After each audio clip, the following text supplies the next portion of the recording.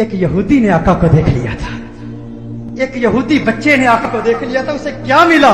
ایک یہودی غیر مسلم بچہ ایک مرتبہ اس نے مدینہ المنورہ میں کونین کے والی صلی اللہ علیہ وسلم کے حسین چہرے کو دیکھ لیا، آقا کے حسن کو دیکھ لیا، چہرہ والضحیٰ کو دیکھ لیا، آقا کی زلفوں کا اسیر ہو گیا، آقا کے پیار کو، آقا کے عشق کو، چہرہ والضحیٰ کو، چہرہ یار کو آئینے دل میں یوں اتار لیا، دل کے آئینے میں یوں اتار لیا کہ آقا کے عشق میں، آقا کی محبت میں ہر وقت روتا رہتا، گریہ زاری کرتا، آقا کو یاد کرتا. ماں باپ کا اکلوتا بیٹا تھا، ایک ہی بیٹا تھا، یہودی تھے ماں باپ اس کے، خود بھی یہودی تھا. ایک مرتبہ آقا کے حسن کو دیکھ لیا، اس کا سودا ہو گیا، بازار مصطفیٰ میں آقا کا دیوانہ ہو گیا، آقا کا عاشق ہو گیا. ماں باپ کو بتایا نہیں، ماں باپ کو اطلاع نہیں دی کہ میں حضور کا عاشق ہو گیا ہوں، حضور سے محبت کرتا ہوں. چپ کے گھر سے چھپ کر کسی بہانے، کبھی بکریاں چرانے کے بہانے مدینہ المنورہ میں آقا کے حسن کو تلاش کیا کرتا، کبھی مسجد نبوی شریف کے دروازے سے چپ کے آقا کا حسین چہرہ دیکھ لیا کرتا تھا، آقا کے حسن کو دیکھتا، آقا کی عظمتوں کے ترانے الاپتا. ایک وقت گزر گیا، ایک مدت بیت گئی، آقا کا دیدار نہیں ہوا. تمنائے دیدار مصطفیٰ صلی اللہ علیہ وسلم میں بیمار ہو گیا، بیمار عشق مصطفیٰ ہو گیا. اس قدر بیمار ہوا کہ بستر علالت کو اپنا بچھونا بنا لیا. وہ بستر پر آ گیا، ماں باپ پریشان ہیں، حیران ہیں، اسے کیا ہوا، اچانک اسے کیا ہو گیا. بے شمار فزیشنز کو بلایا، اپنے وقت کے معالج حکیموں کو بلایا، اطباء کو بلایا، لیکن کسی کو پتہ نہ چلا اس کا مرض کیا ہے، اس کا مرض کیا ہے. کوئی ظاہری سمپٹمز نظر نہیں آ رہے، زخم نظر نہیں آ رہا، گویا زبان ہاتھ سے کہہ رہا ہے یہ زخم طیبہ ہے، یہ سب کو نہیں ملتا، کوشش نہ کرے کوئی اس زخم کو سینے کی. ماں باپ پریشان، رشتہ دار پریشان، عزیز و اقارب پریشان. اسے کیا ہو گیا، اچانک کیسے بیمار ہو گیا. بیماری شدت پکڑ گئی، اس قدر بیمار ہوا، ایسا بیمار ہوا کہ وہ شام بھی آ گئی جو اس کی زندگی کی آخری شام تھی. اب آواز اس کی بہت کمزور ہو چکی تھی، بہت پست ہو چکی تھی. چاہتا تھا کسی طرح مدینے والے کا دیدار کر لوں. یہودی ہے، ابھی تک ایمان نہیں لایا، آقا کا دیدار کرنا چاہتا ہے. بڑی مشکل سے آواز بلند کرتا ہے میرے والد محترم، میری ایک تمنا ہے، میری ایک آرزو ہے، میری ایک خواہش ہے، آپ پوری کر دیں گے نا؟ والد نے کہا ہے میرے لختے جگر، ہے میری آنکھوں کے تارے، تو میرے دل کا سہارا ہے، تو اس دنیا سے آج جا رہا ہے. معالج اطباء ڈاکٹرز نے جواب دے دیا ہے تیرے بچنے کا کوئی امکان نہیں ہے، تیری خواہش کیسے پوری نہیں کروں گا؟ کہا میرے والد محترم، مرنے والے کی خواہش تو دشمن بھی پوری کرتے ہیں، آپ ناراض تو نہیں ہوں گے نا؟ کہا ناراض نہیں ہوتا، تو بتا کیا چاہتا ہے؟ کہا اپنا دل آمنہ کے لال کو دے چکا ہوں، میں محمد عربی کا عاشق ہو چکا ہوں، ان کے عشق میں غائب ہو چکا ہوں. میری ایک خواہش، میری ایک تمنا، میری ایک آرزو، ایک مرتبہ چہرہ والضحیٰ کو دیکھنا چاہتا ہوں، ایک مرتبہ آقا کی حسین زلفوں کو دیکھنا چاہتا ہوں. والد ناراض ہو گیا، والد نے غصہ کیا، ارے ظالم تو کیا کہہ رہا ہے، دنیا سے جا رہا ہے، اپنا دین بھول چکا ہے، کیا کہہ رہا ہے؟ کہا ہے والد محترم، آپ نے وعدہ کیا تھا نا،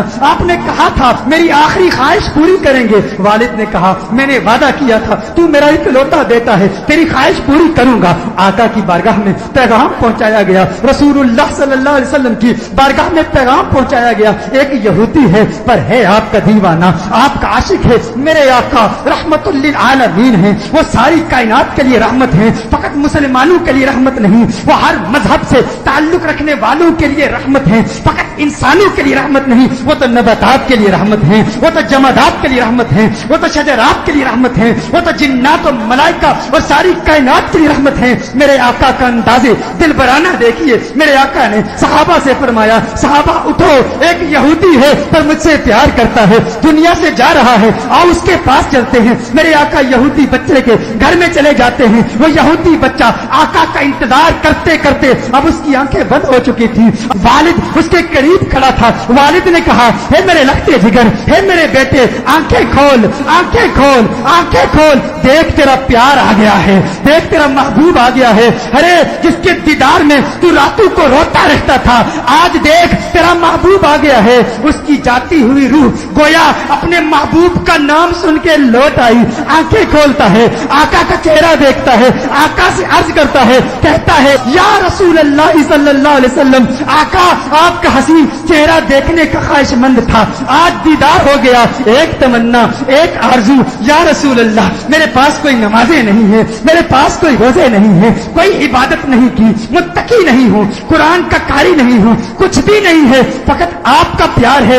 या रसूल अल्लाह, क्या मेरी निजात का इम्कान भी है? क्या मेरी निजात भी हो सकती है? या रसूल अल्लाह, क्या मुझे भी मग़फ़िरत का परवाना मिल सकता है? आका ने इरशाद फरमाया, हाँ, कलिमा तौहीद पढ़, मैं तेरी निजात की जमानत देता हूँ। वो आका के कदमों में गिर जाता है, आका के कदमों में गिर के कहता है, मंजिले कब्र से लेकर दुखूले जन्नत तक आपकी जमानत पर कलिमा पढ़ता हूँ। कलिमा तौहीद पढ़ता है, जान अल्लाह के सपुर्द कर देता है। वालिद ने कहा, अब इसकी मैयत मुसलमानों की अमानत है, अहले इस्लाम की अमानत है, अब इसकी तजहीज़ और तकफीन की जिम्मेदारी आपकी है। जब जनाजा तैयार किया जाता है उस आशिक का, जब जनाजा तैयार किया जाता है उस दीवाने का, उस आशिक का जनाजा मदीनतुल मुनव्वरा की गलियों में घुमाया जाता है। हर तरफ उसी आशिक का चर्चा है, हर तरफ उसी आशिक के तज़किरे हैं। मदीनतुल मुनव्वरा के मुज़ाफ़ात से लोग जमा होते हैं उस आशिक का दीदार करने के लिए। अरे सुना है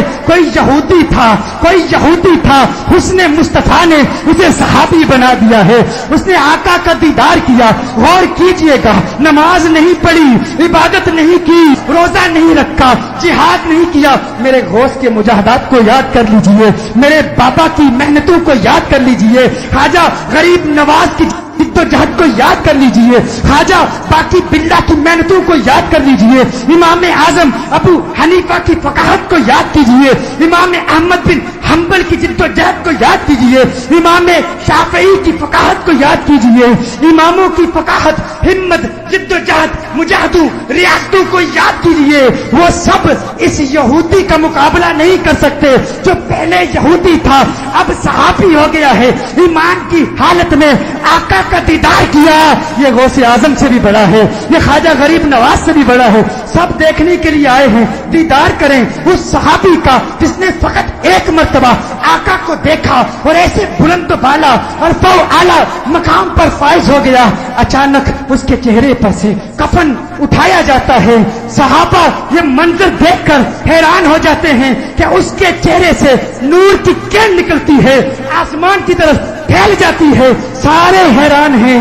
वो सहाबी जो पहले यहूदी था, आका का दीदार किया, ईमान लाया, उसकी मैयत मुस्कुरा रही है, उसके चेहरे पर, लबों पर तबस्सुम नजर आ। सब हैरान हैं। एक अजीब और गरीब मंजर सहाबा ने देखा। सहाबा देख रहे हैं कि आका पांव के पंजों के बल चल रहे हैं, पंजों के बल चल रहे हैं, आका यूं चल रहे हैं। सहाबा अर्ज करते हैं, या रसूल अल्लाह सल्लल्लाहु अलैहि वसल्लम, इसकी क्या हिकमत है? आका ने इरशाद फरमाया, आलमे बाला के फरिश्ते मेरे इस आशिक को देखने के लिए इस तादाद में आए हैं, इस कसरत से आए हैं। जमीन पर पांव रखने की जगह नहीं है, पंजों के बल चल रहा हूं। मेरे आका सल्लल्लाहु अलैहि वसल्लम उस आशिक को जन्नतुल बकी में ले जाते हैं, खुद अपने हाथों से उसे दफनाते हैं।